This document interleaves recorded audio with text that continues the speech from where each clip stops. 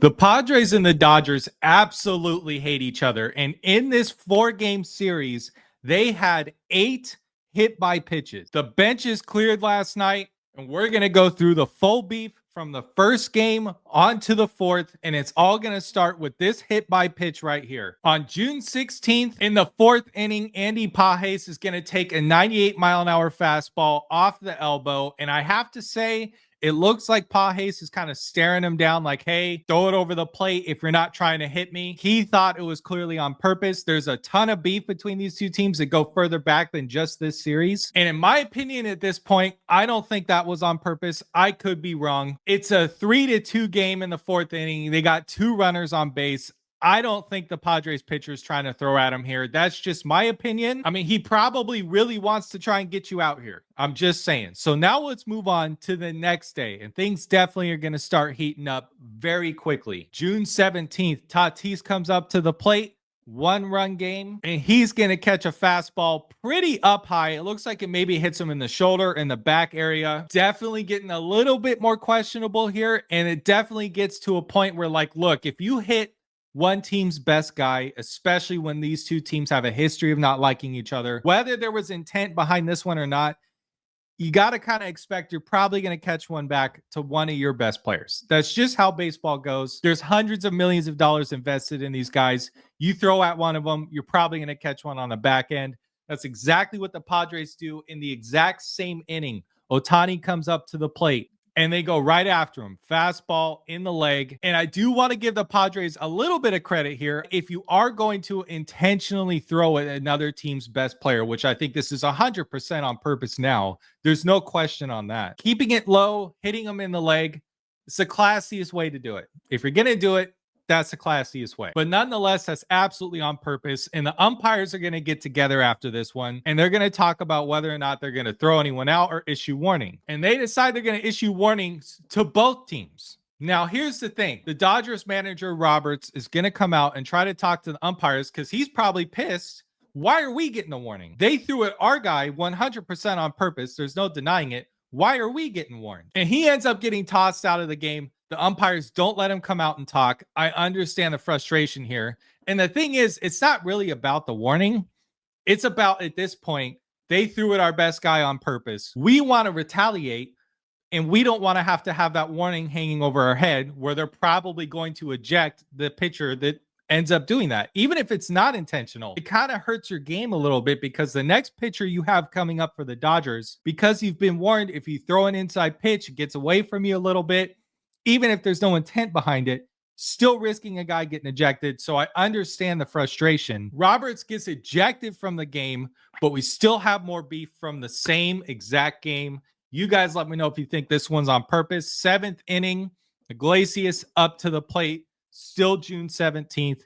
He's going to catch a fastball up and high on his wrist. That's 95 miles an hour. That's a really, really bad spot to get hit. And whether it's on purpose or not, doesn't matter anymore. With this kind of beef that's happening, intent no longer matters. If someone's getting hit, it's going to be assumed it's on purpose. Machado comes out of the dugout and is like, what's the warning for? Because nobody got ejected after this. And I actually thought that was pretty surprising. If you're going to warn both teams and a guy catches a fastball high and tied in on the hands, someone's probably got to get ejected for that. But they still have 2 more games left to play in this series. Now we go to the next game.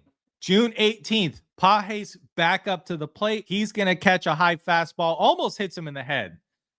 Now it's getting really, really hairy. He just kind of shakes his head like, yep, that's on purpose. Okay, I know what's going on. And hey, look, we're playing the next day. You already know what's coming back. Next day, and it's going to start with the 7th inning. Bryce Johnson, again, intent does not matter anymore. I don't think this one was on purpose, but it hits him in the knee. It's as bad as it gets. It's like right on the kneecap. That's a rough spot. Now you got guys that are potentially getting injured. They ended up pinch running for him on first base. So now we get to the benches clearing after this hit by pitch right here. Same game in the 9th inning. They throw high and tight to Tatis. Hits him in the hand or in the wrist area. Padres managers coming out of the dugout red hot.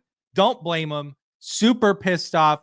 The bench is clear. Wasn't a whole lot of fighting. It was a lot of pushing and shoving. mostly between the two teams' managers. So there's not really much to show in terms of punches being thrown here. It's a lot of John, a lot of pushing and shoving.